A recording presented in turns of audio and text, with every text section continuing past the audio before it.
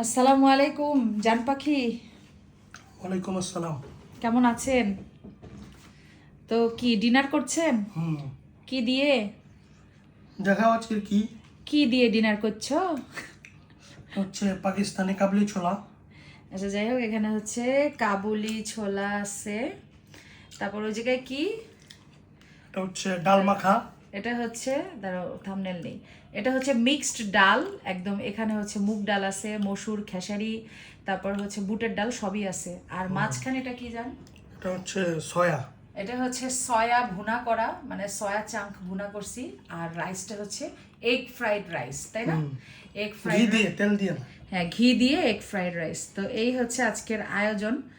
তো আপনাদের কেমন লাগলো অবশ্যই কমেন্ট করে জানাবেন। আপনারা সবাই তো আমার লাঞ্চ, ব্রেকফাস্ট, ডিনার আইটেম দেখতে খুব পছন্দ করেন। তো অবশ্যই কমেন্ট করবেন যে কেমন লাগলো। আর আপনারাও এগুলো আনকমন আনকমন খাবার, আসলে বাংলাদেশের মানুষ এগুলো আনকমন খাবার খায় না, খায় নাই, খুবই কম।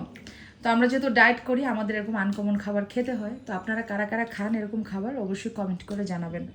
আর সবাই ভালো থাকবেন, সুস্থ থাকবেন। আল্লাহ হাফেজ। Tata, bye bye.